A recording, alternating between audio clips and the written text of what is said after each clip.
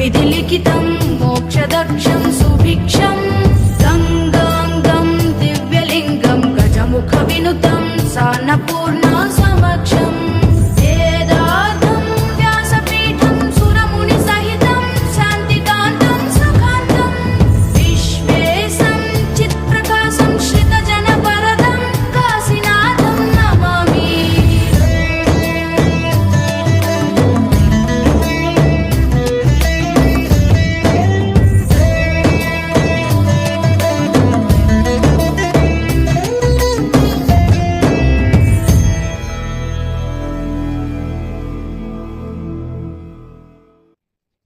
Hi guys, ఇప్పుడైతే మనం కాళేశ్వరం వచ్చేసినాము. ఇక్కడ ప్రత్యేకత ఏంటంటే 12 సంవత్సరాలకు ఒకసారి ఇక్కడ అయితే ఈ గుడి ఇక్కడ పుస్తకాలు నడవచ్చు. అందుకని ఇప్పుడు చాలా మంది జనాలు ఇక్కడైతే నేను చూపెట్టబోతున్నా.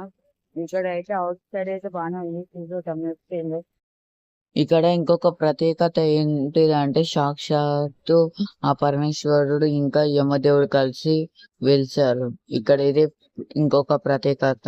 ఇప్పుడు వెళ్ళిపోదాం ఇక.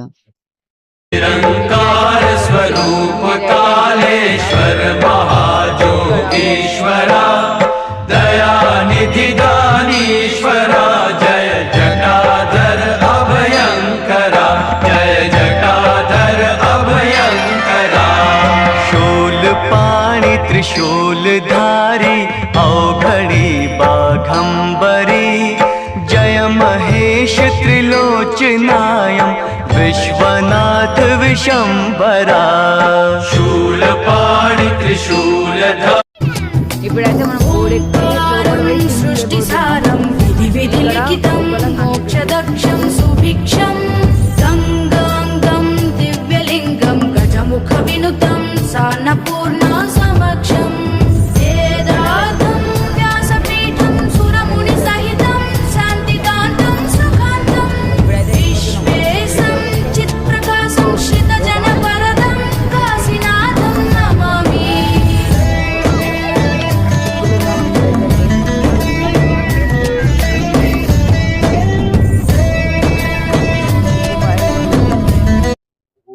ఇప్పుడైతే ఇక మనం గుళ్ళకైతే వెళ్ళిపోతున్నాం. స్నానాలు ఇట్లా అయిపోయినాయి.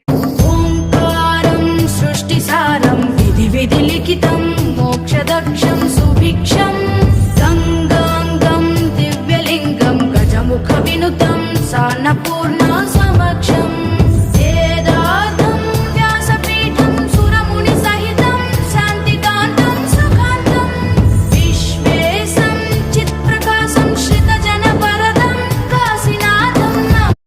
యాక్చువల్లీ ఫోన్స్ ఇన్సైడ్ అలో లేదు, ఎందుకంటే వీడియో తీయొద్దండి. ఇక నేను మీకోసం అయితే పోతున్నా. ఇక మనం వచ్చింది అయితే ఇగో ఇదే. ఇక్కడనే సాక్షాత్ శివుడు ఇంకా యముడు వెలిసింది.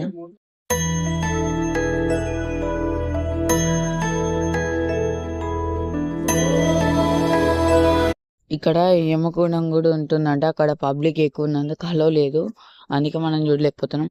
ఇక్కడనే పురాతనమైన మ్యూజియం ఉంది. ఇక్కడ మనకి ఎంతో విలువైన దేవుడి విగ్రహాలు అయితే ఉన్నాయి, చూడొచ్చు. ఇక